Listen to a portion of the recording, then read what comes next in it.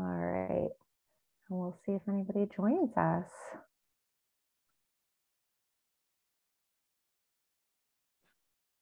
I'm jealous of Eric's standing desk situation also. I can see you're above us here. Don't be too jealous. I start rocking back and forth after a few minutes. Do you get your steps in? Do you have like a Fitbit? Do you get I don't. I should get one. Yeah. We have one attendee. Oh, we have two attendees. Welcome, guys. If you want to put in the chat where you're joining us from, introduce yourself. That would be great. Oh, and I'm actually going to go ahead and make sure we're recording here. We are recording. All right. Awesome. Just give everybody a little bit of time to pop in.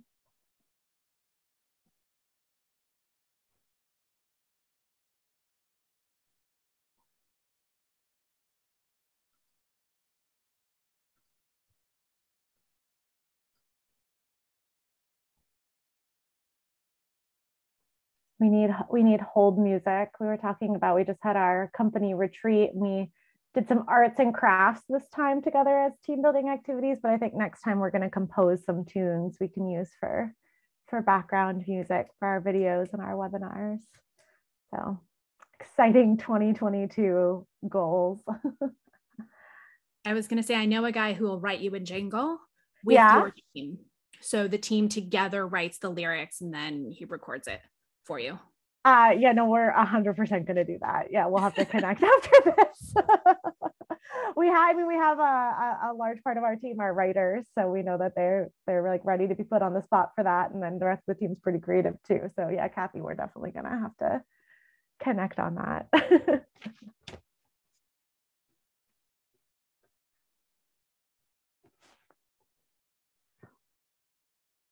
We have some people joining us. If you want to introduce yourself in the chat, so we know where you're visiting from, who you're representing, we're glad to have you.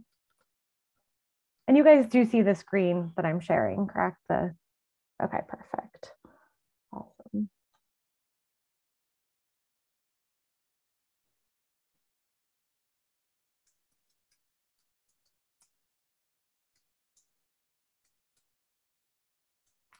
We're still a few minutes before our official 1 o'clock start time.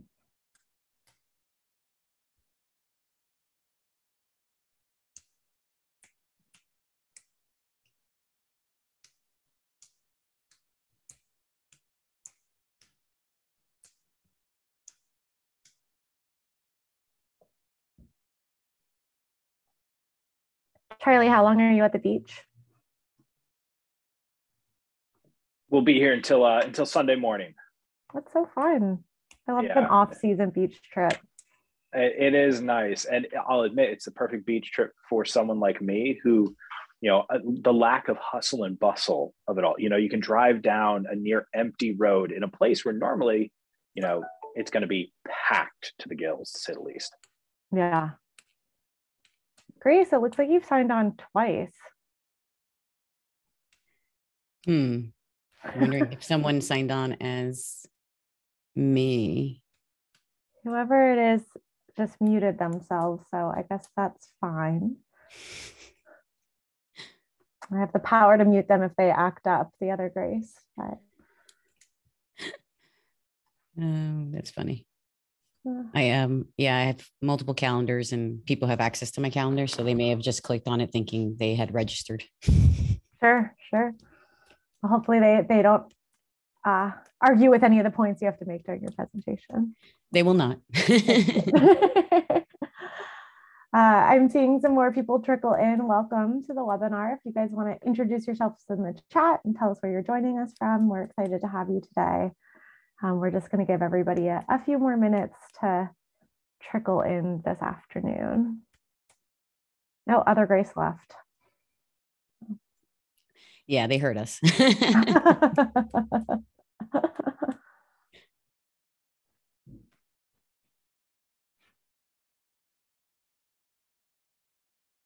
And I didn't check in to see how many people registered for today. So we'll give them another couple minutes.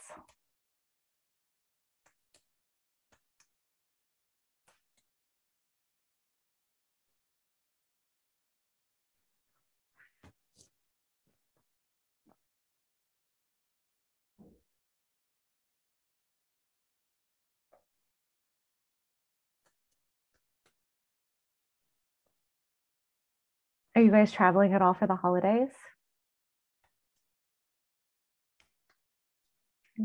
I'm not going anywhere. And I know several people who are supposed to be traveling, and the craziness has begun, especially here in New York and New Jersey, trying to figure out if people are going to even be able to go. Because basically there was some meme that went out this morning that, like, if you live in New York, just be aware you have COVID. It's just gotten so bad all of a sudden, and they're shutting down universities and shutting down restaurants. And so, I know people whose kids are supposed to be coming home from college, and then they're supposed to be going away, and it's unclear that all this stuff is going to happen. So I feel like I'm hunkering down again. Yikes. Yeah, I heard we have friends who work at Princeton, and I heard that Princeton went remote again. Yeah, my niece is at Cornell. That had happened a few hours before the Princeton shutdown. Yeah. And then we're here in the Midwest this semester, and I think it was Iowa State shut down yesterday because of wind. It was very windy in the Midwest yesterday. So they actually closed the campus and went remote just because it was too windy. But it was very windy in Chicago yesterday. So it's crazy times. Cool. Well, I'm going to go ahead and get started. Thank you guys for everyone who has joined us here today. I see you a list of attendees trickling in. I'm sure more people will trickle in as well. If you have any questions or concerns and want to put them in the chat, that would be great. Thank you guys for joining our second of a two-part series of how law firms will win in 2022. This one on business development and technology. So this is our overview, which I'm sure is what intrigued you to join us here today. So we've got some experts who are going to talk to you about both business development and technology and how we can marry those things to find success. This is our agenda for today. So thank you to our wonderful speakers for joining us. We're going to start with Elise Holtzman from The Lawyer's Edge. Sorry, I did not catch the apostrophe there, and I apologize, Elise. Then we have Charlie Mann talking about how a theory of business transforms every part of your practice. Then I'm going to speak about the EOS system, and how we can use that to reach our company goals and how we use that here at Market My Market. Then Grace is going to speak about data mining. Cathie will speak about essential technology, and then Eric will speak about LinkedIn and how we can use all of these things to help our companies grow. We are going to save Q&A for the very end. So if you have any questions, feel free to put them in the chat on the way there, or hold them until the end, and then we can have a group discussion. I'm Erin. I'm the operations manager at Market My Market. Just wanted to introduce myself and thank you all for joining us here today. And then we're going to have Elise kick us off today. Terrific. Okay, thanks so much, Erin. Hello, everybody.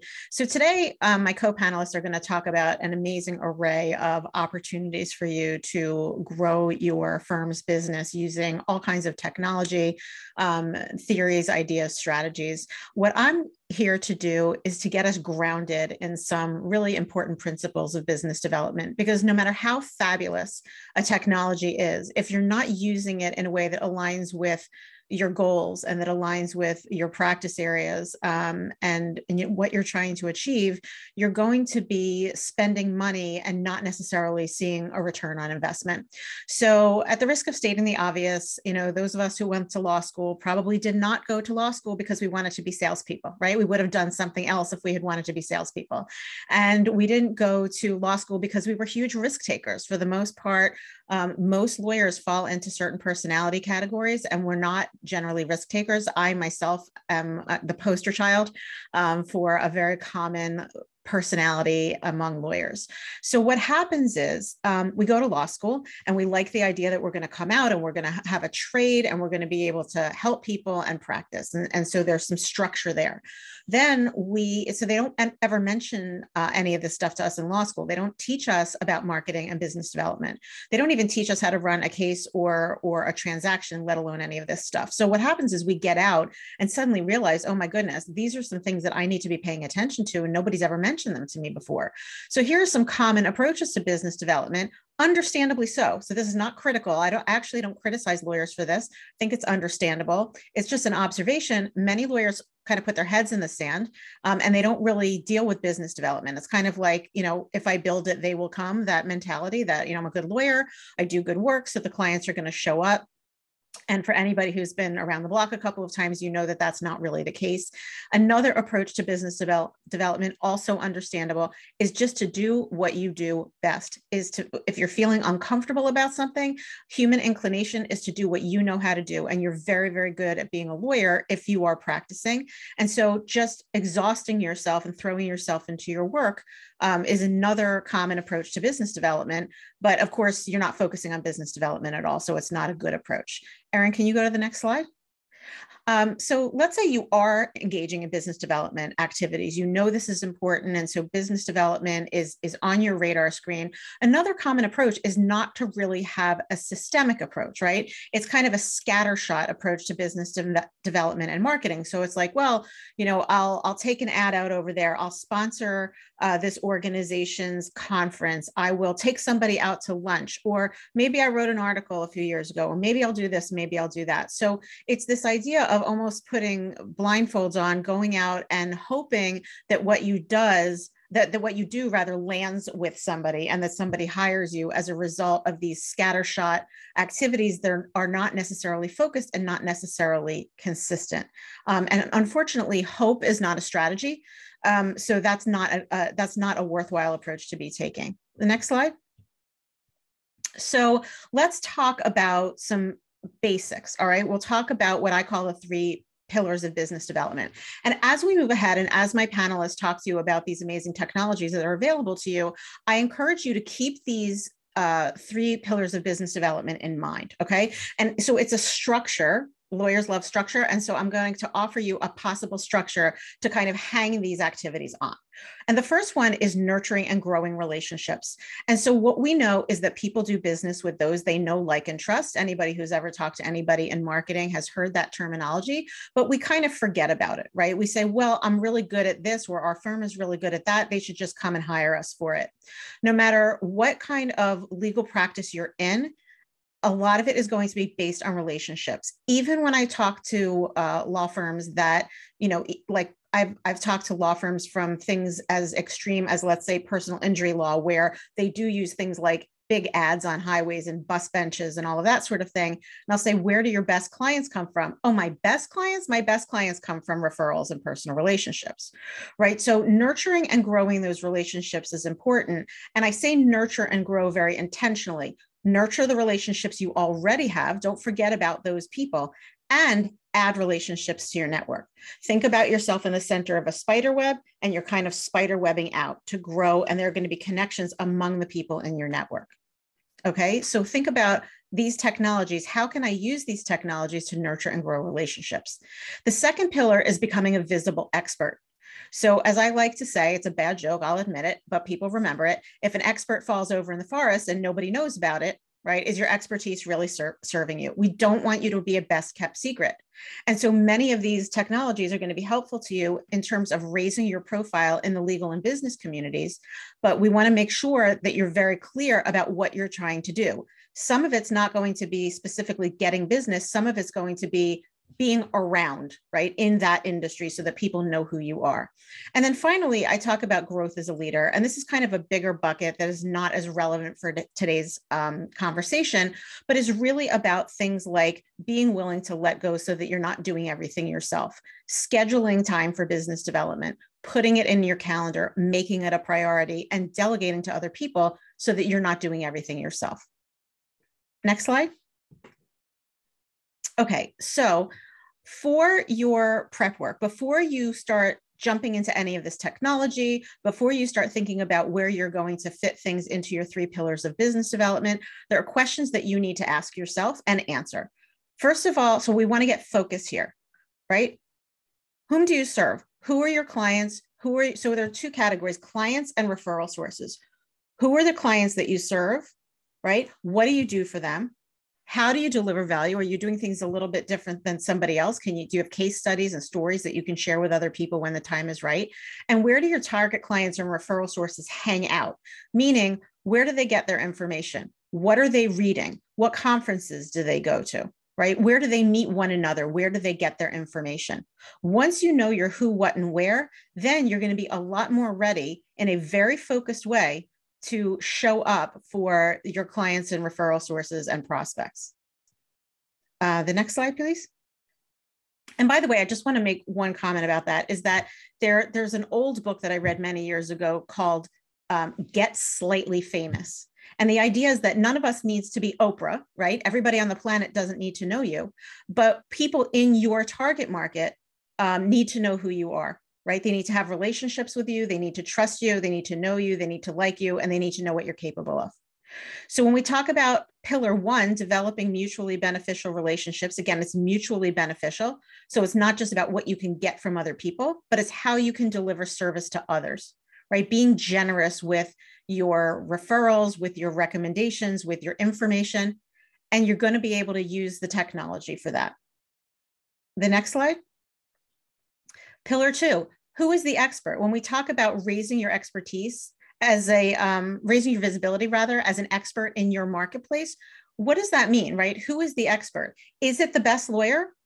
We don't really know. It's a little hard to measure who the best lawyer is, but we know the expert as the person who's out there, the speaker, the author, the person whose quotes you see, the one who's getting interviewed as the expert, the one who's visible, right? So if Erin and I are both really, really good at what we do, we're both lawyers, we do the same thing. And let's say Erin's better than I am. She's actually a better lawyer than I am, but I'm the one out there talking to people, delivering value, giving, doing panel discussions, having webinars, sharing information through email, sharing information on social media, sharing information through whatever platforms my panelists are going to share with you. I am going to be the one who is considered the expert because Erin's better, but she's a secret. Next slide, please. Did we lose some stuff? Yeah, it looks like those are all the slides I got in here. I'm so sorry. Yeah, that's no problem. So let me just go to because I have it up on my screen, and I'll just tell you what's next. So is there a way for me to share my screen? Yes. You know what? Don't even worry about it. I'll just talk to you about it. So the next thing I want to talk to you about is pillar number 3, which is really important, even in this context. And it's this idea of making time for higher level activities. So you're all here because you're interested in how technology can be used for business development. Some of you may have people on your teams who are able to help you with this or do it for you entirely. Once you know what you want to do, you may be able to outsource it to them or to delegate it to them. The challenge is that many lawyers, especially in small and mid-sized firms, are still trying to do everything themselves. And so if you think about the difference between the concept of urgent versus the concept of important, these are two different things. So urgent is, oh my God, this has to happen now. Or I hear a ringing, pinging, and dinging, right? There's somebody sending me an email. Somebody, in the before times is standing in my office door and wants to talk to me. My phone is ringing. The client wants me right this second. The partner wants me right this second. It feels very urgent, but it's not necessarily important to you or to the firm moving ahead. The challenge is that there are things that are important, super important, but not necessarily urgent in any given moment. So for example, business development, right? Business development is not necessarily urgent. Let me just see if I can do this. All right, here we go. So you'll just see, I'm really bad at handling my own PowerPoint. So we're talking about quadrant B, where something is really, really important, but not necessarily urgent in any given moment, right? So we're talking about this idea of, it's really important for us to put together a marketing strategy that makes sense.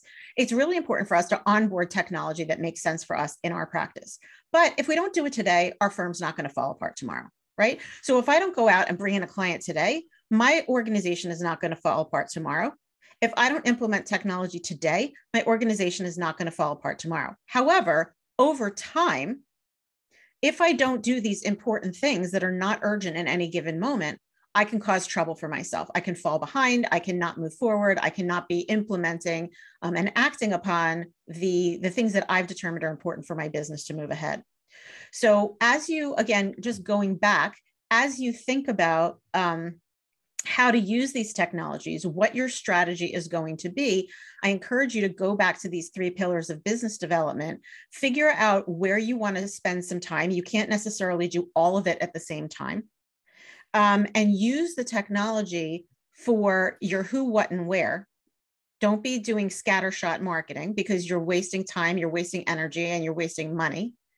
And take it from there. You don't have to do everything all at once, but making sure that you're building time into your schedule to focus on these initiatives, and then having the ability and the willingness to delegate some of this to the person who's best suited to do it for you is going to help you move ahead, both in terms of your business development generally, as well as in terms of implementing technologies that are going to help your business grow and succeed. So I will leave it there. I'll just throw this up on the screen for 1 second. If anybody wants to connect with me on LinkedIn, I always love to do that. This is about as far as my technology goes, guys. The little QR code from LinkedIn. I'm very proud of that. And now I'll turn it over to the people who actually know something about technology and take it from there. Thanks. Thank you, Elise. Sorry about those last 2 slides. I appreciate No problem. you going on the fly there. Charlie Mann is next. He's the president and lead coach from Great Legal Marketing. And I believe you're also going to share your own slide deck here when you're ready. So thank you so much. Absolutely. Thank you so much, Erin. Thank you, Market My Market, for having me. I always love talking with y'all. Let's see here. Can folks actually see? Yes, there we go. Participants can now see your application. I like that it actually tells us when it's happening. So what you're seeing up here is this idea of a theory of business. And this is going to fall under a little bit of an esoteric category in that it's not necessarily strictly business development. It's not strictly technology. It's kind of an overlying framework to help make decisions that are best for you as a law firm owner, making decisions on how you want to do business, making decisions on how you want to run your life overall. And this kind of came out of a need running Great Legal Marketing, just how people look at Market My Market and they're interested in hearing how you all use EOS, and they love seeing businesses apply this stuff that people here are smart enough to understand what I'm hearing that might not be of my business, right? A law firm, how can I apply it? So this originally came out of GLM needing some ways to help our various department heads make better, smarter, faster decisions. And for us as leaders to articulate to them, this is the way that we do business. Like, this is what we're looking for. This is why we make certain decisions. So we crafted the idea of the theory of business or the rule of business, whatever rings truer in your own head. So in a rule of business, I have some examples here, and we'll start right over there with the examples. And one of the earliest rules in business that we made for Great Legal Marketing was this one right here. And for us, it was all roads lead to coaching. So in our business, there's a lot of offers to do all kinds of things. People want to strike up affiliate, JV, yada, all these other deals and everything. We had to find a way to say, who do we want to work with and why would we work with them? And we had this rule, all roads lead to coaching. Now, I have clients in our accelerated programs who have a variation of this rule. And I actually think kind of every business can have this rule in their theory of business space. And that can be all roads lead to high value clients, or all roads lead to premium accounts, right? Rather than saying all roads lead to clients, that's a pretty broad rule. All roads lead to high value clients. So let's say I'm in a personal injury firm and I have a theory of business of all roads lead to high value clients. What that means then is when I'm evaluating, say, a marketing opportunity or business development opportunity, I'm going to look at it and say, is this sending me just the biggest barrel of clients, many of which may be soft tissue, low value clients, or does this follow my rule of business of all roads lead to high value clients? And I'm evaluating against that. We also have rules here like 1 + 1 = 3. This might actually be my favorite rule that we have overall.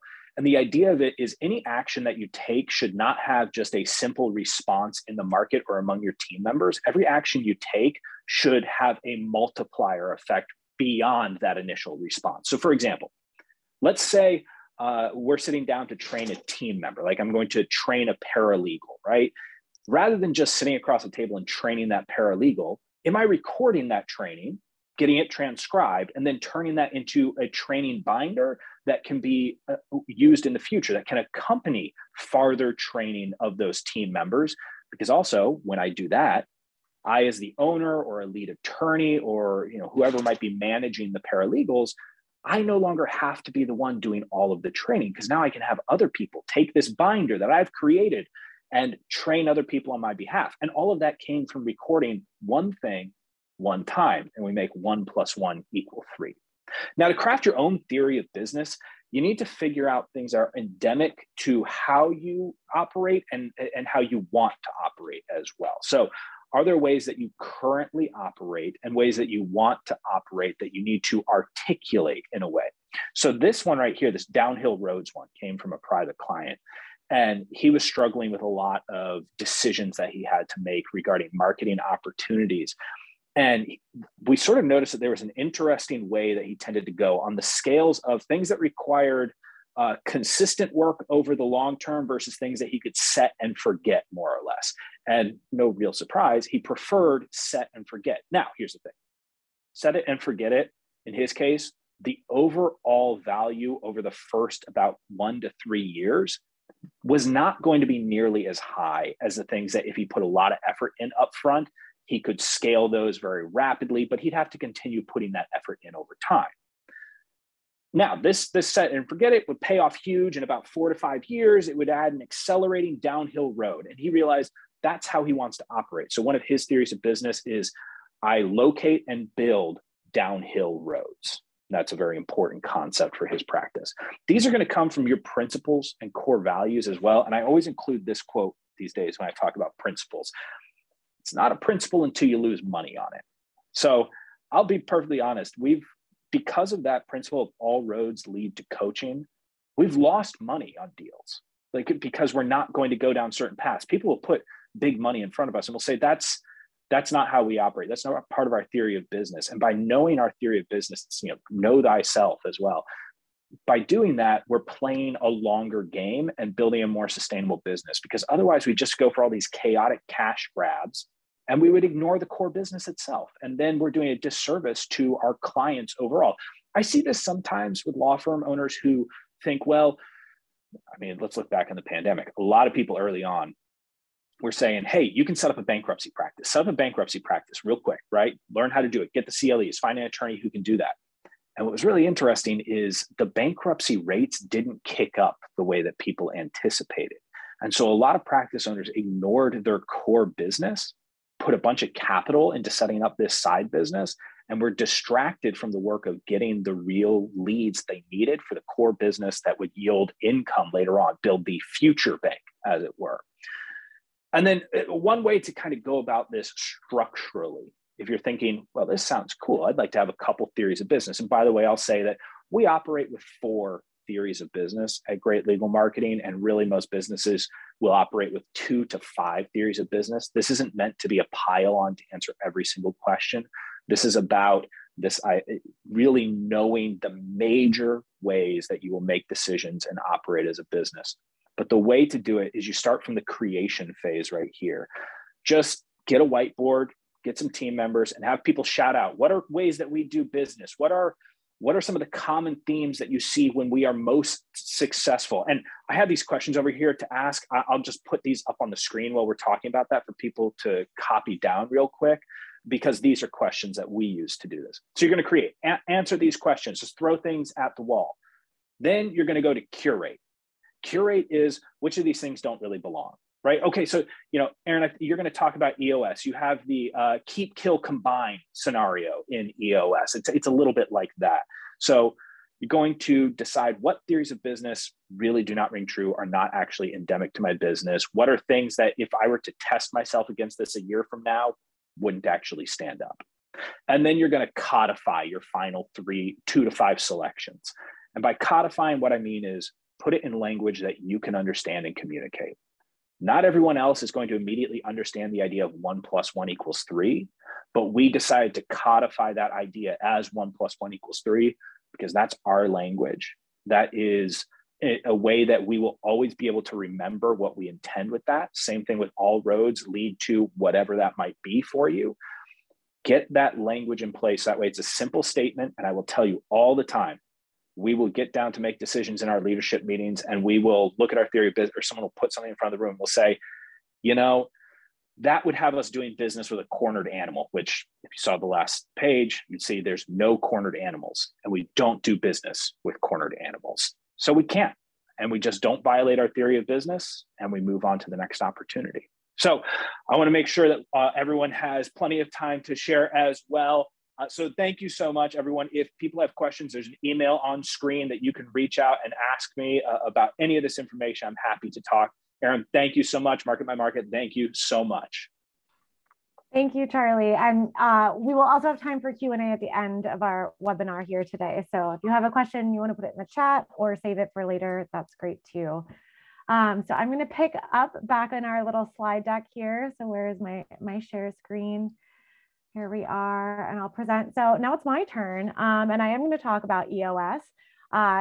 Really ties in nicely with what Elise and Charlie just went over. So EOS stands for the Entrepreneurial Operating System. So that is the system that we use here at Market My Market and is applicable to anybody starting a business. It was developed by Gino Wickman and Tom Bauer. We have, I don't know if you guys can see my face here on the side. I have these 2 books that I'm holding up, and we send these to everyone we onboard here at Market My Market, so they know exactly what we're after. These are our Bible. We just had a retreat. I was marking everything in my book. This is how I run all of our meetings and make sure we're reaching our goals. Yeah, Eric's holding his up there.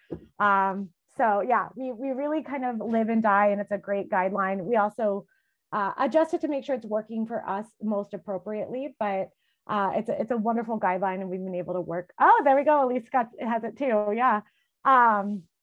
So there are 6 main components of EOS: vision, data, process, traction, issues, and people. And I'll go through that a high level right here. So the vision, and I'm sharing Market My Markets here. So we're being a little vulnerable and showing you exactly what we do here at Market My Market. This is our vision tracker organizer. As Elise was talking about earlier, this is our focus. This is our core focus. These are our core values. This is our strategy and how we want to present ourselves in the marketplace. This is what we want to be reviewing when we're hiring people, when we're promoting people, when we're looking ahead. And then we developed a large 3-year picture. What are our goals? What do we want to look like at the end of 2024? And we sit in a room. We've gotten to meet with our leadership team in person twice this year. We've met from all over the country. We've come together and we review this. Is this where we want to be headed? And what do we need to do to get there? So you can see our values, our focus, and our strategy there. This is our 1-year plan. So we take it from that big picture, our 3-year picture, and then we narrow it down. So what do we want to be doing by the end of this year? We just last week got together and put together our plan for next year, but this is where we wanted to be at the end of this very month. We are either completed these goals or we are well on our way with these goals for this year. And then we chunk it out into 90-day rocks. And I'll go over that in a little bit, but these are quarterly goals. These are assigned to specific individuals so that we make sure that we're working in effort for our goals for the year. And we check in on those in our weekly leadership team meetings. And then our issues list we'll talk about in a moment as well. So data, one of the most important things about EOS is just having a heartbeat, having a pulse for all of the things we agree are important. What are the things that we do today that we can measure, that we can see right off at a high level if we're headed in the direction we want to be in? So this is a chunk of our scorecard here that we go over in every leadership team meeting weekly. Each member of the team provides different information that they're responsible for, and we discuss it as an entire team. What are we on track for? What does it mean when we are off track for any one of these numbers? If things are too high or too low or off a particular cadence, there are certain numbers here that 3 weeks of the month are going to be 0, and then the 4th week of the month we want that to be 60, right? When we're doing reports for our clients, we understand what that cadence is, and we know what it looks like if we're off of that number. What do we want to do? What do we need to address to make sure we're back on track, and that all of the work that we're doing is working towards the goals that we've agreed upon for the quarter or for the year or for 3 years in the bigger picture. The traction portion of this is our cadence. So we have a weekly leadership team meeting, and that meeting has the same exact agenda every week. We go over our wins, we go over our scorecard, we go over our rocks. we go over employee client headlines, our 7-day to-do list, and our issues track. So one of the key things that we've seen here when we talk about traction, it's really making sure that the things that we discuss and we've agreed upon, we're following up on. We're keeping each other accountable to those items. We're making sure that we're making movement. And I think the degree to which we've seen these things move forward in the past year that we've been implementing this has been really remarkable. I will say that the weekly leadership team meetings, that's something new that we started doing in 2021. And we are meeting together every week and just making sure everybody knows exactly what they need to be doing to make those little day-to-day, weekly to-do list items happen so that our goals are met, so our rocks are met, and we can achieve our goals for the year. Rocks, again, have a 90-day focus. We've developed rocks for the entire team, or for the entire company, for the team, and then each individual has rocks as well. And Elise, what you were talking about before about things that are urgent versus important, that's exactly the concept of the rocks here. So here's this is the way they describe what a rock is in the book. But the rocks are these main priorities. What do we want to make sure is accomplished in 90 days? And we want to make sure those go in the jar first, right? If we said that we want to make sure that the website is launched this quarter, then that needs to be the focus. That is something that is important, even if it does not seem like the most urgent item in that moment. We all have things that need to be done day to day, our day-to-day activities. Those are the gravel. We have the sand. Those are those urgent interruptions. That's the person standing in your office. That's going to happen, but how do we account for that?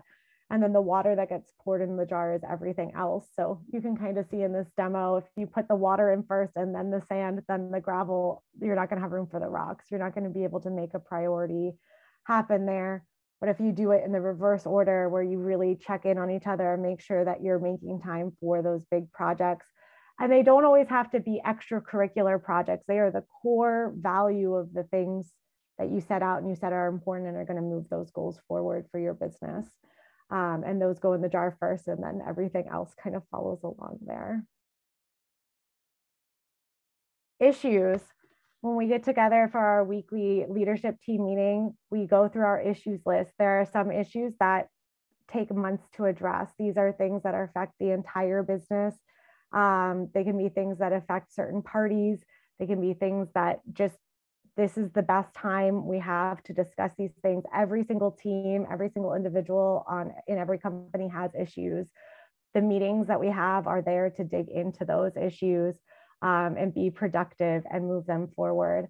So we hold on to that list. We look at them, we talk them through, we determine if they need to be spun off into another meeting. Sometimes that's the best way to address the issue in that time. And that's our action item out of that. But we discuss them and we try to solve them. And so we just really make that a priority to be able to dive into those issues and have them addressed and talk about the takeaways, so that we're doing that all the time, not letting them build up as we go through our day to day, but really having a time when we're together to address that. And then people. So we use the goals that we've set, our core values that we've set to build out. This is called an accountability chart. This is just an example of what they offer in the EOS system. So this is not ours personally, but this is looking at what are the responsibilities of the people in these seats. You'll notice, and this is an example, but in ours, it doesn't have people's names. It's about what the role is, what the responsibilities are for that role. And then we make those adjustments to make sure we have the right people in the right place to achieve those goals. We're looking at the responsibilities in here and determining if it's the appropriate amount of responsibilities, if they're the right responsibilities to move our goals forward, or if they need to be outsourced or delegated and divided. We check in on this pretty frequently. We've been in a period of really intense growth at Market My Market, and our accountability chart has grown a lot just in the past year. And we are continually addressing and making sure the right responsibilities are in the right seats, and that the right number of people are in each of these seats. In ours, for instance, we have 9 writers right now, content writers. So there's one seat that's called a content writer, but we have 9 people in there working on those responsibilities. And they all know exactly what's expected of them there. So yeah, that's just a high level overview of the EOS system and how we use it here at Market My Market. It's a great way. I think Charlie did a good way of explaining it. It keeps us all focused. So we know exactly what we're working towards together and checking in on each other and holding ourselves accountable on the way there.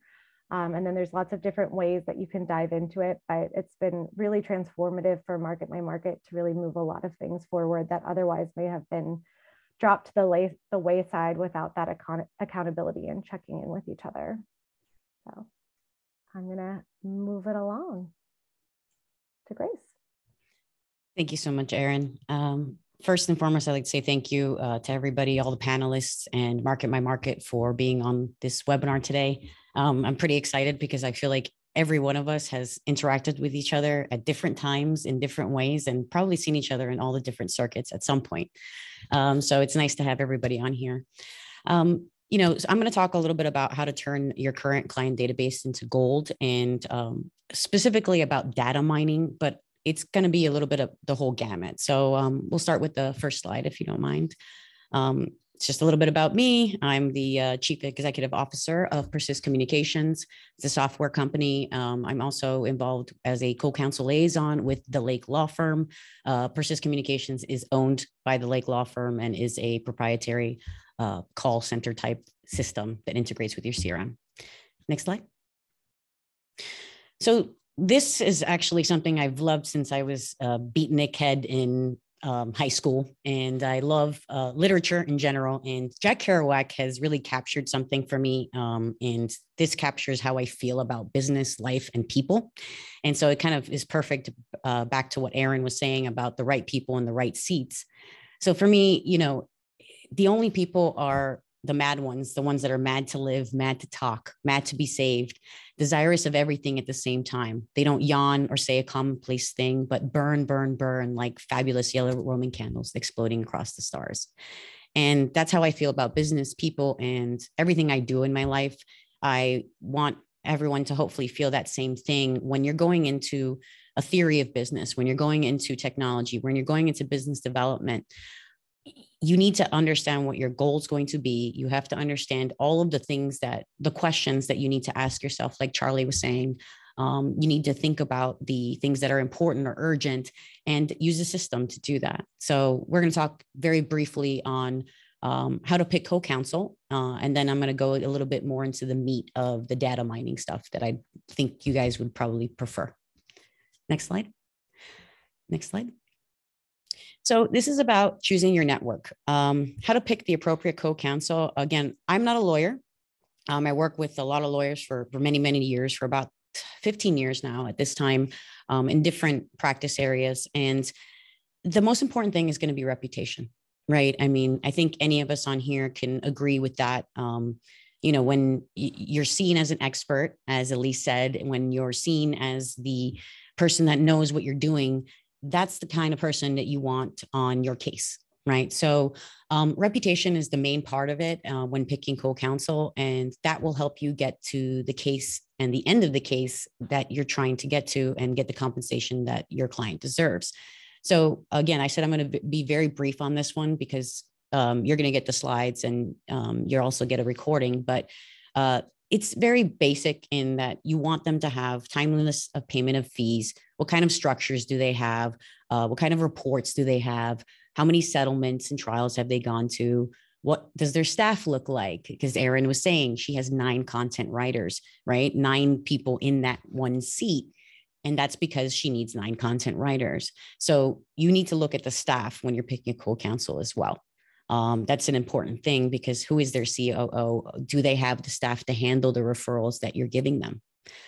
What does the fee split look like? The quality of the support staff, the size of their current docket, and the time factor, which is the amount of time from trial to payment.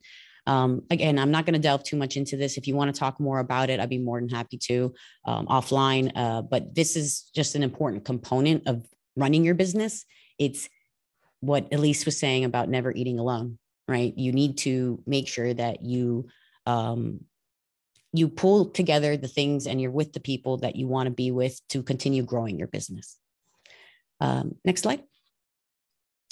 So I'm a big nerd. And so this is my favorite part that I want to talk about. And that's kind of why I glossed over the co-counsel section, and that's data mining. The list you have is the list you want is probably the easiest way to explain to you guys a data mining concept. Next slide. So data mining is about taking advantage of the data you have. It's not data that you're trying to create or that you're creating brand new. Data mining is taking the data or the list that you have and extracting everything you want out of that data. Most of us, or most of the law firms out there, have been around for quite a while. And even those that haven't been out there for that long have tons of information that they don't even know they have. There's things in Google Search Console. There's things in, again, your organic website, listings of drugs and articles that you might have on your website that people have gone to, forms that have been filled out. All of these little things that you can do to extract even more information and send information out to the people that you're trying to target. Now, I think it's super important to mention what data mining is and what data mining is not. And I say that because I think a lot of people misunderstand the definition of data mining. And it's just, all it is looking at a lot of information and getting new information out of the current information you have. How does that apply to what we do in legal and our business? You're trying to track patterns, but how do you get there? You need a plan. You need to understand your goals, like your theory of business. You understand what your business development goals, like Elise said. You need to have a system like Erin is talking about. So using all of these different little pieces, you're going to create a goal. You're going to decide what data you're looking for. And from there is how you extract and mine data. Data mining can be very complicated in terms of exactly how it works with regression analysis and all of that. I'm not going to talk to you about that because that is a level of technology that it's funny, Cathie was speaking about it, how sometimes you can get scared. People get scared, I feel like, with technology and security and that concepts. So I'm not going to talk about those specific concepts. It's just data mining is what it is, which is pick the goal. What are you trying to achieve? And try to pay attention to the patterns in your data by looking at your KPIs that you've developed already through your theory of business, through this is what I'm going to get to at the end. And this is how I'm doing my business development. How do you get your referral network? Through looking at your best referrals. That's data mining. How do you get more cases on X tort? By looking at your analytics. That's how you get more cases and squeeze more out of your current list. So all of the little things that I have on the screen here, I want to give everybody else more time to talk about this. But what I have here on the screen is just different ways that you can build out your funnel and extract more data to create this essentially data patterns and correlate and figure out exactly how you want to use that data. Because it's not just about extracting data, it's how are you going to use it? But you have to start with a goal. And I think that a lot of people forget. They think big data is this huge cloud of information, and it makes it really hard for us to understand. We just start with a goal and use the data to get to that goal that we want, whether it's business development with more referrals, creating a more efficient intake system, anything that you might be doing, and anything that anybody here is going to be talking about is a part of data mining and getting to that piece that you want at the end to get more clients, more referrals, and more of everything that you want. I think that is my last slide. So I have to mention it, of course, I'm part of Persist Software and I am the CEO. So our software, what it specifically does is it will help you follow up at this huge rate. We can the system can call anywhere from 1,000 to 2,000 people a day. And it automates emailing, calling, and texting, and it integrates with your CRM. We're not trying to be a CRM. And the reason we invented this was because of mass torts and being able to get a hold of people at a high rate. How do we find that we needed this? Through data mining. We realized that we have tons of calls, and this was before there were these types of systems. We built this quite a few years ago and now have it for sale to other people. But following up, right? I mean, that's following up when it comes to your clients, when it comes to referrals, when it comes to business, when it comes to everything you do. Erin said that at the very end: follow up, follow up, follow up, accountability. And the Persist software will help you with the accountability side of things. It's meant for lawyers and businesses that are trying to get a large volume of consumers on the phone to qualify and or close that deal. Next slide. And I think the last slide is just about me. Yeah. So any questions about me or anything you'd like to see about our software, forpersist.com. Thank you guys so much. And I appreciate the time you've given me. Thank you, Grace. I really appreciate that. And now we've got Cathie, and I'm going to stop sharing because she's got a cool new way to present her slides. And I think that you'll be able to do that. Of course, the technologist had to do something innovative, right? I know, and I've spotlighted you, so I think everybody should be seeing. All right, so hopefully you guys see me, but also in my background, my pages. So good morning, good afternoon. Thank you so much, Erin and Market My Market, for having me here. I loved everything that our previous speakers had said, and I see a lot of tie-ins. And so Elise started off by saying that lawyers tend to be very risk averse, and those of us that work in IT security fall into the exact same boat. So this is my crowd, this is my jam. What I wanted to do today is make a couple of analogies or some comparisons to see how, when you focus on growth and business development and networking and all of the things that you need to grow your practice, how it's easy to overlook some of the important safety mechanisms that you need to have in your firm.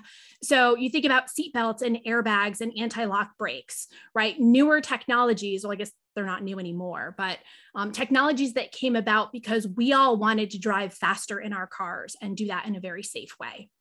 And the problem is with a lot of small businesses, whether that's law firms or, healthcare practices, CPA firms, it's very common where if you think about kind of the hierarchy of needs in a given business, it's similar to what we as humans need, right? Kind of food, water, and shelter at the bottom. And then only when those needs are met, we focus on things like safety and relationships and self-esteem and self-actualization, becoming the best that we can be. Well, for your business, everybody wants to focus on the stuff at the top, because it's sexy, it's cool, it's the stuff that has an immediate ROI. So when you hear technology, everyone always tends to think about growth first. And that's incredibly important. And the tips and everything that the other speakers have shared is incredibly important.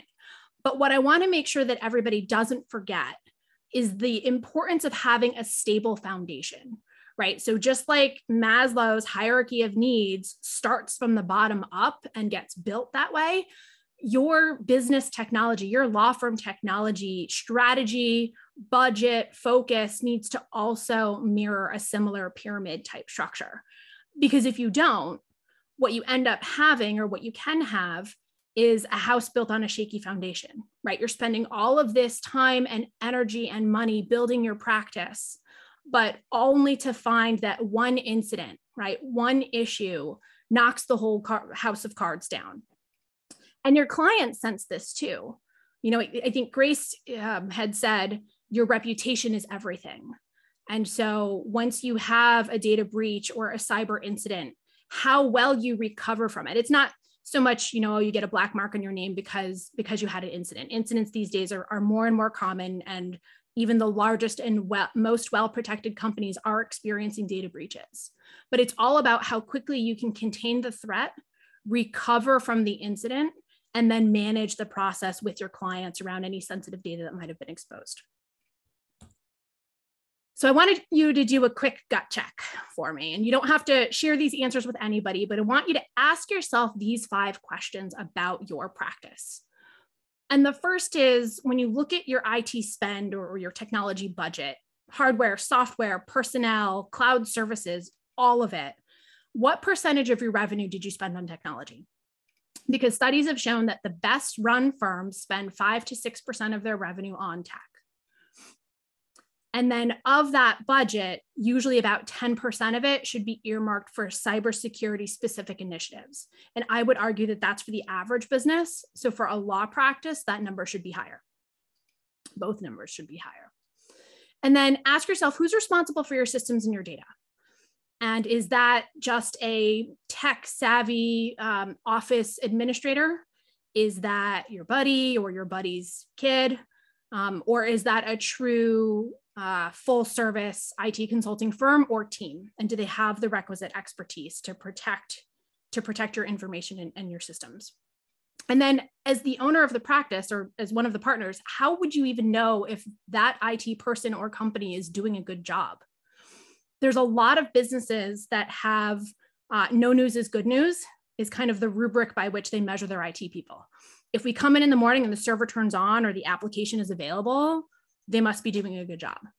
And so you ask yourself, how would you even know if you had a data breach? You know, other than the system's not working, kind of that very bottom of the pyramid, how else would you know if something wasn't right? And then do you have a business resiliency plan? So when the internet is down, when AWS or Azure or whatever cloud provider you're using is having a multi-hour or multi-day outage, what are you going to do?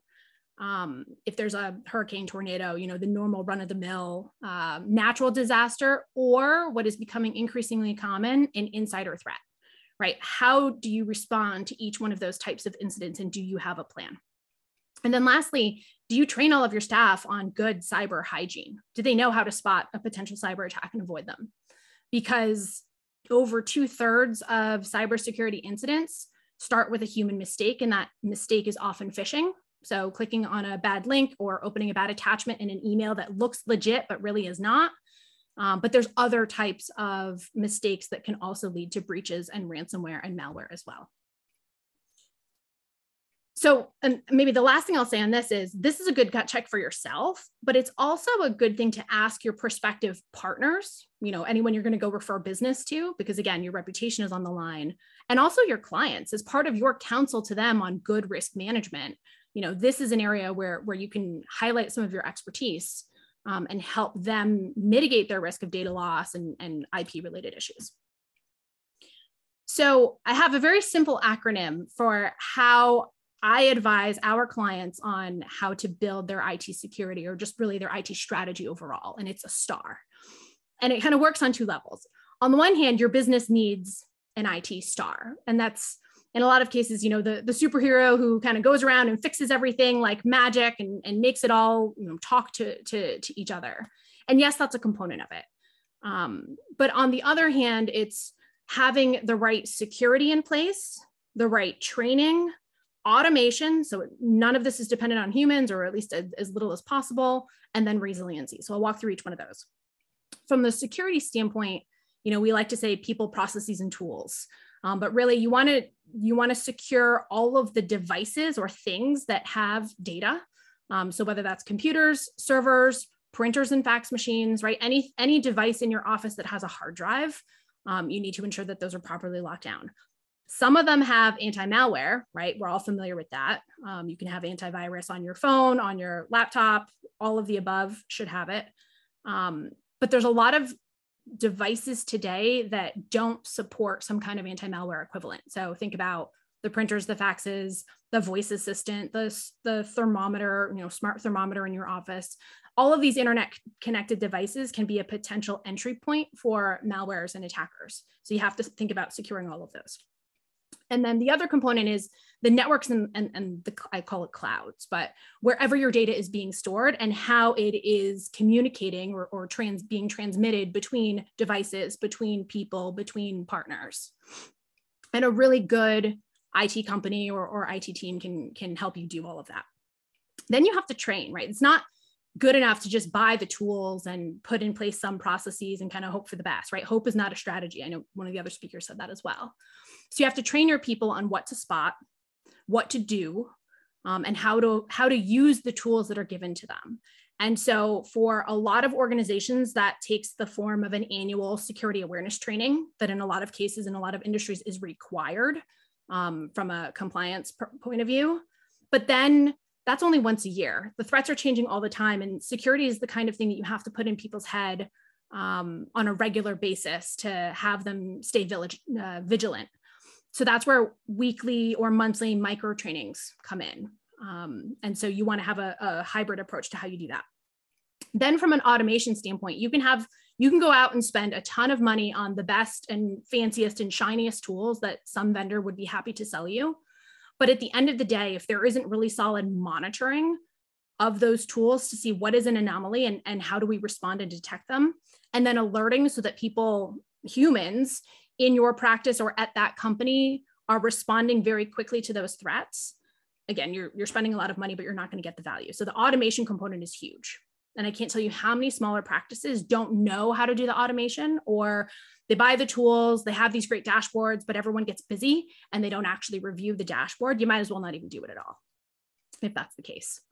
And then all of this leads to resiliency. And at the end of the day, you need to ensure and plan for the day that there's going to be some kind of an incident, whether it's a run-of-the-mill IT failure, so the server dies, or something more malicious, like a disgruntled insider or an outside ransomware attack. But in those scenarios, how are you going to recover? Charlie talked about the theory of business. And one of the theories, I never called it this before, but one of the theories that we operate on here at eSilo is that design as if everything will fail. Every component, every person, everything, every process has to have some form of a backup. And it happens to be we're in the backup business, so we kind of have to live by that credo, but we really honestly believe it. And so whether or not you are relying on a cloud provider or some IT person or company, do you have your own set of backups that are independent of that person or entity that you're maintaining and have control over, so that if the worst thing happens, you can at least continue your caseload, you can continue to serve your clients, you're not going to lose 30 years of data of your past history and cases. And then lastly, on the continuity side, this is where if you assume that you can't have all of your technology at any point in time, what is your alternative plan?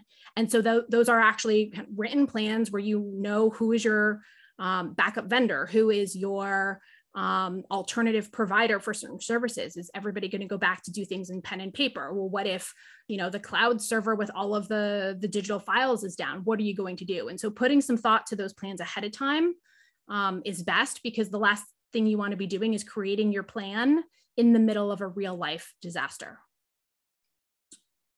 So with all of that, I did want to just mention that we didn't really talk about the tactical things that you maybe as an individual would want to do to secure your own accounts and access and devices. And so if you're interested in getting some of that, and also how to best oversee your IT security person and what they should be doing for you, feel free to connect with me on LinkedIn, and I'll send you this little guidebook that I wrote on 7 simple steps to protect yourself and your business from hackers.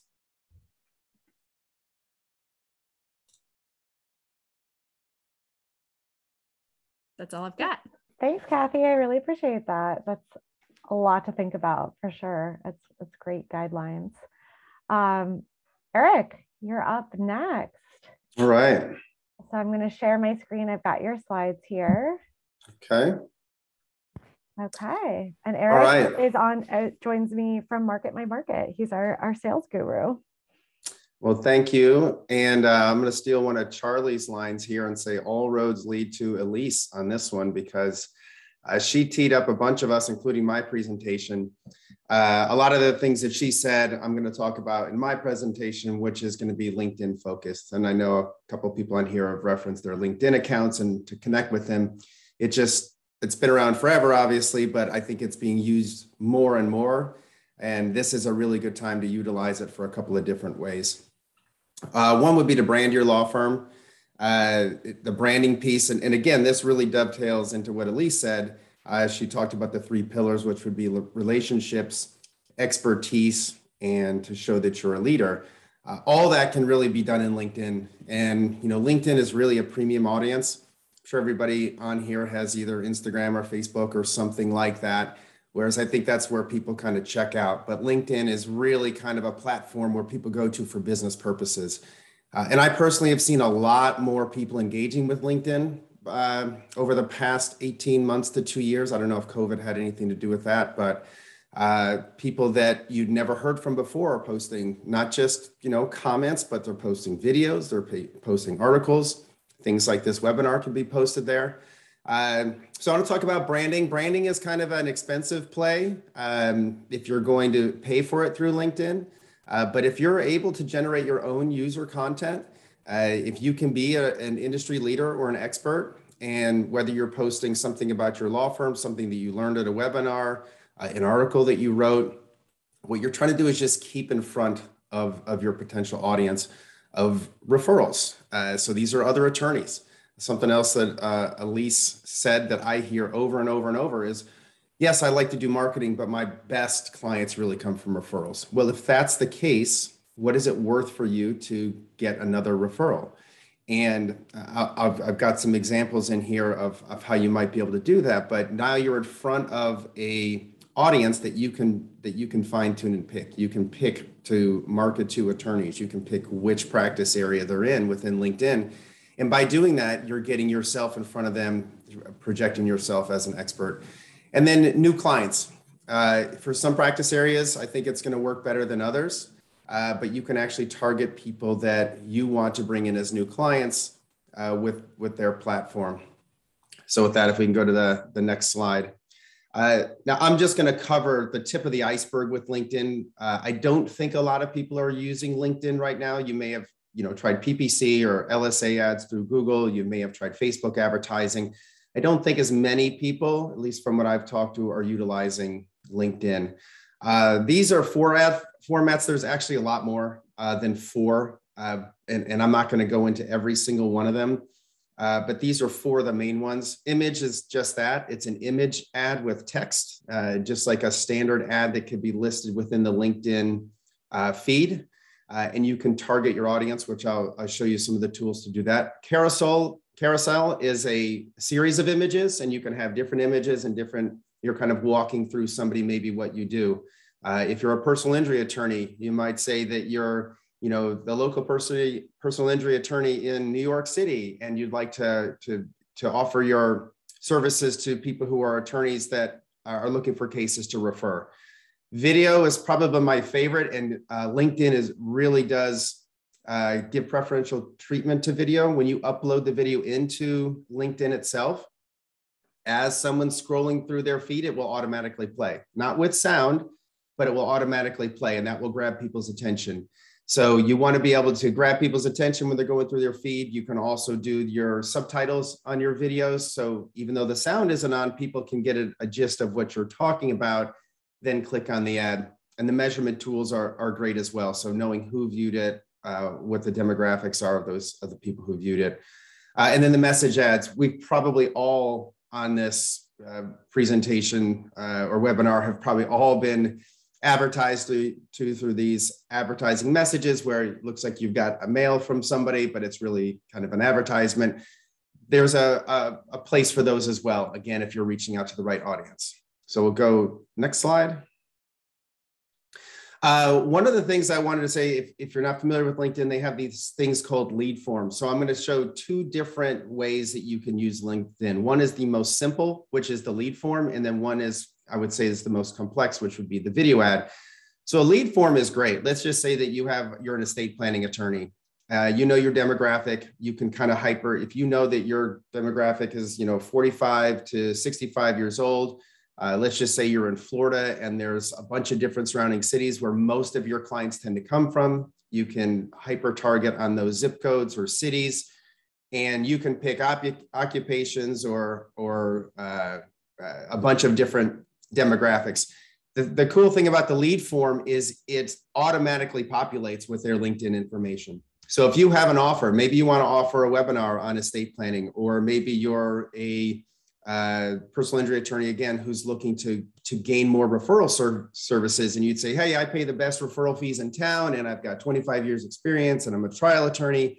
They click on the lead form, it automatically populates with the information that you request. Anything that's in LinkedIn, like their name, the company they work for, the law firm, their email address will automatically be populated. You can customize the lead form. The more customizations, the less likely they are to get filled out. But anybody who hits submit, that information is going to be ported over to your LinkedIn dashboard, and there's your lead. Then we'll go to the next one. Video ads. I like these. These campaigns can work well, like I said, for some practice areas for getting clients. I think employment is just a natural fit. I've helped run a few campaigns here. Just to give you a little color to how this works. Ran campaigns were very similar in what the damages were for the employment law, and had really good success with one and not great success with the other. And when going back and kind of looking through the data and in kind of using some assumptions, one was to a employee that was very well paid and still employed. They wanted to target a person highly paid and still employed, and that one did not work very well. The other one was a little bit further down in the food chain as far as what their salary was. And these were people that were let go or furloughed through COVID. We got a very high response rate there. So someone who's happy and making really good money might not want to sue their employer and their employer, but somebody who was let go and they weren't paid their benefits, that was something that really worked out well. So this is just a screenshot of how that video ad is set up. Not only is it an ad, but you also get to put text in there. You get to really hyper target, which I'll show you. I think it's in the next slide. You'll get to really hyper target. Again, video automatically plays, so it's attention grabbing, it's dynamic. You can have click-throughs to landing page. You can really tell your story here. One thing I will tell you about LinkedIn is the frequency at which you can target people with the same ad is much, much lower than it would be for other social media like Facebook and Instagram. So they suggest setting up multiple ads, a minimum of 4. So they may only see your video ad once every 10 days, but if you've got other ads in there, you can hit the same person multiple times. Anybody who's run Google campaigns before, from my personal experience, the LinkedIn support is good. Wouldn't consider it great, but it's miles ahead of Google. Google is almost $1 trillion company, and I don't think that they're interested in helping out with every single campaign. Whereas I think LinkedIn has a very dedicated support team right now. If you want to run ads, they'll set you up with a 30-minute consultation, and that person will consult you for free. I think it's for 45 days, helping you to set up ads, sending you videos. They were very beneficial in walking me through a lot of the differences. It is a little bit cumbersome of a back-end platform because there are so many options. It's setting up, literally there's probably 7 or 8 different options of types of ads. And then you would need to target each one of those ads differently. And you have to set up separate budgets for all those. So some things to think about when doing this, but this could be, if you're an early adopter to this type of marketing, this could be a really good in for you for a while. But just like all other advertising, it will typically go up and it will get cluttered at some point. If we go to the next slide. So this is some targeting I did just to pretend that you are an attorney that's looking for other referral sources.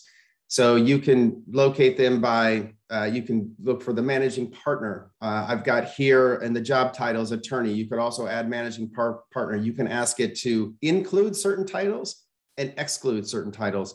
So down here, if you look in that red box, those are all the different types of attorneys I could include. So I, intentionally didn't include anybody who said personal injury, because those might not want to refer to another personal injury attorney, although that does obviously happen a lot. But if you're going to spend money to advertise to this group of attorneys in your local market, have some real, you've got to really think about what value you're adding. And I think going back to those 3 pillars of, your expertise and your leadership, tell that person why you would be a good referral partner. There might be a family law attorney out there that, is referring, to their neighbor or someone who, or maybe they don't have a referral partner. Just getting in front of them is going to give you a chance to earn what might be a lifetime referral. So think about what the cost benefit of that could be. If you're running a campaign, which these are, you can run them as low as $10 or $15 a day. Let's say you spend $1,000 and that $1,000 nets you a new referral partner for the rest of your career. So that return on that investment here needs to be something that's measured.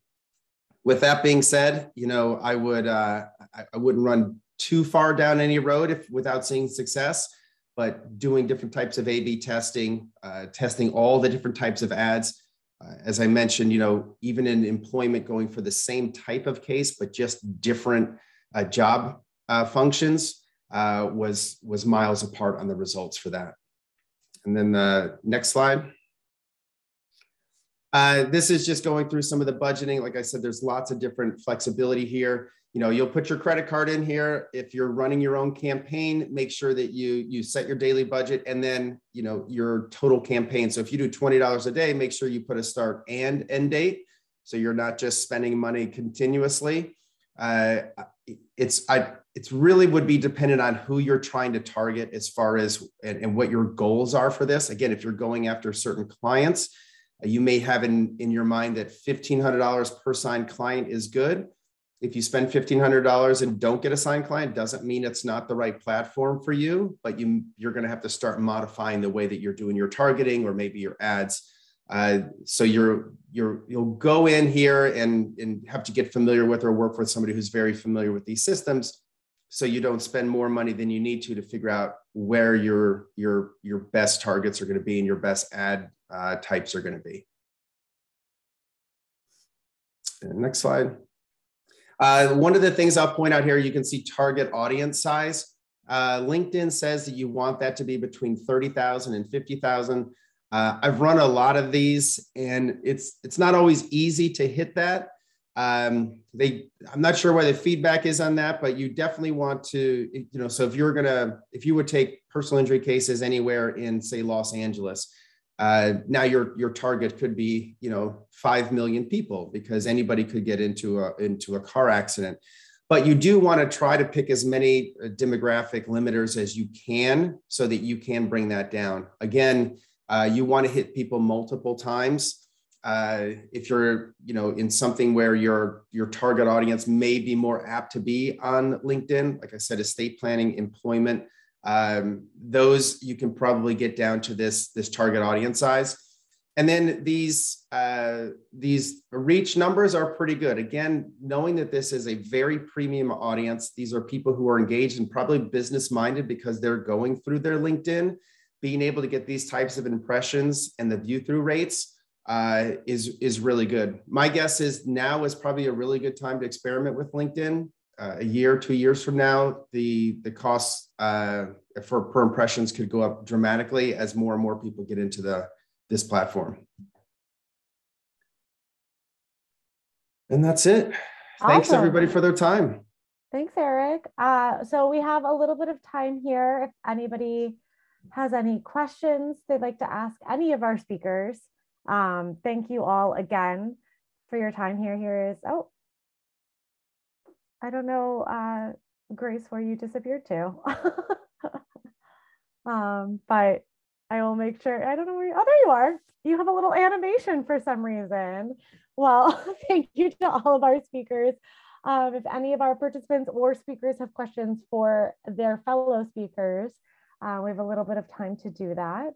In the meantime, just thank you so much. All of our contact information is here if you have any questions, and the recording will be available and probably shared, maybe even promoted on our LinkedIn moving forward. Well, I've got a quick question for Cathie. So I've worked with 2 law firms who've had an attack where their email got spoofed, and a check that was supposed to go for something ended up going to a bank in another country. I didn't know if you may have any like real life examples like that, because I think most people think, oh, if my computer gets corrupted, I'm going to lose a day in the office and I'm going to have somebody come in and clean my computer and then it's over. But in both those cases, it was a significant chunk of change that those firms lost. Yeah, I'm glad you asked that question. 2 weeks ago, I had a maritime consulting client come to us with the reverse of this exact issue. So they deal with companies internationally, and they're paid on retainer. And the day before their monthly retainer was due, somebody spoofed their email, sent it to one of their clients and said, in the email, it appeared to come from their email domain, except if you looked closely, you would know that it wasn't the correct domain. It had an attachment that mimicked their exact letterhead. And it was to the CEO saying, we've changed our banking details from Bank of America to Chase, please pay to this account. And because it was right before the payment went out and they didn't know any better, The Swedish cruise line paid the attackers a significant amount of money, and the client was out that money. Instead of having their customer be out, they actually absorbed the loss. So what we're working with them now on is determining, well, how did this happen?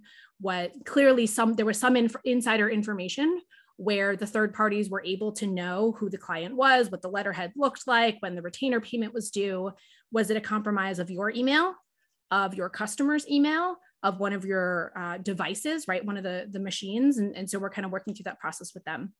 So it happens all the time. It's actually called business email compromise. So if you ever see BEC, it's one of that and phishing are probably the two biggest threats from an email security standpoint.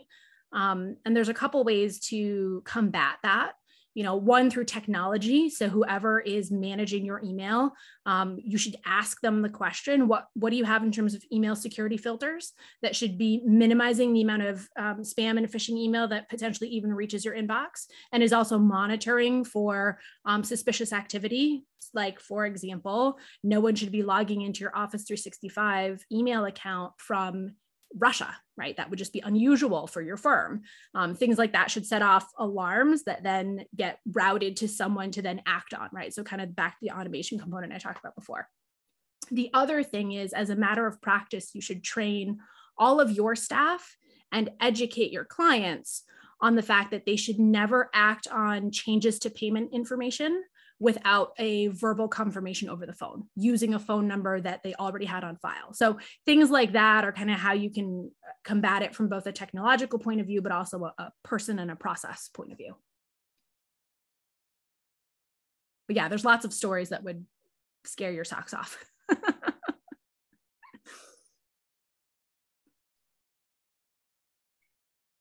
I just want to comment on something that Grace said. So Grace was talking about data mining, and I think that for a lot of people, they start getting nervous when they start hearing words like that. And I think I just wanted to give an example, and Grace, you can tell us whether you think this is a good example or not. But one example that I run into all the time when I'm doing training and coaching with lawyers is this idea of not even knowing why they've been successful. Right. And what's worked. We talked about KPIs.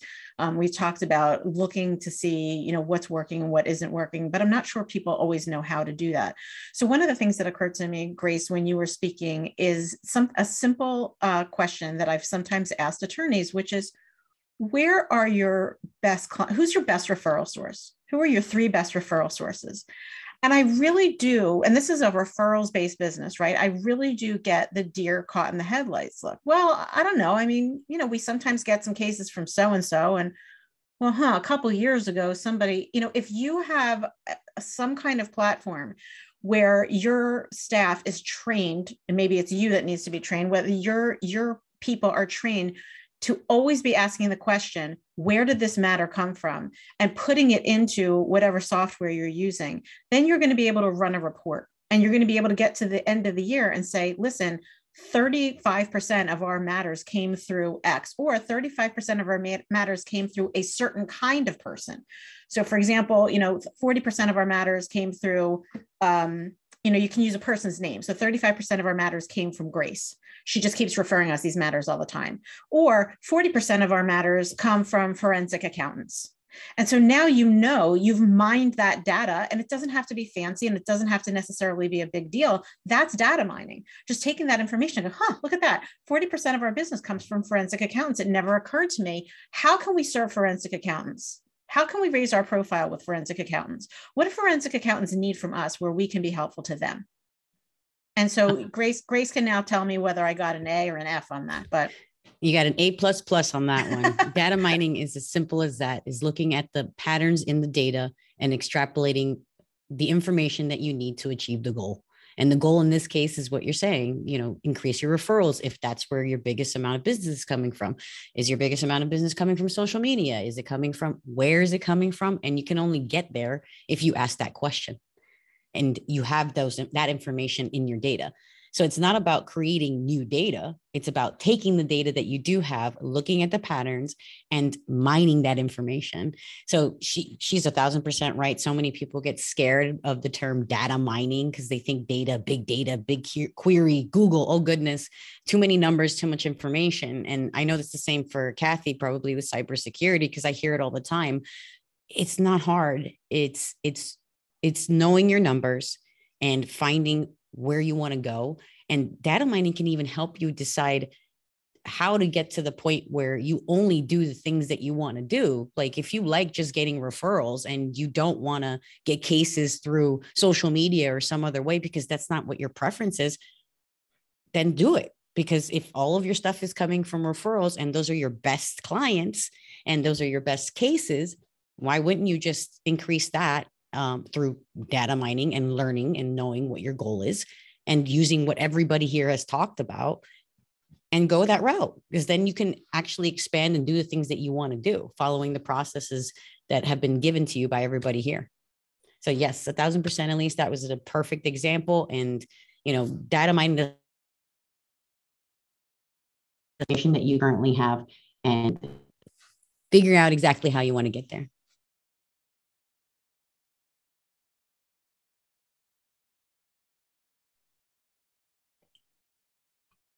Awesome. Well, I've not seen any other questions come in the chat. So unless there's anything else that our speakers want to go over today, I think that we can probably adjourn today's webinar. I'm so grateful for all of your time. Thank you for the participants who've joined us and the panelists. And I think I learned a lot. I have like notes all over my notepad here to follow up on. So thank you all. I really appreciate it. Thanks, everybody. Thank you. Thanks, guys. Thanks, everybody. Thanks for having us. Bye, guys.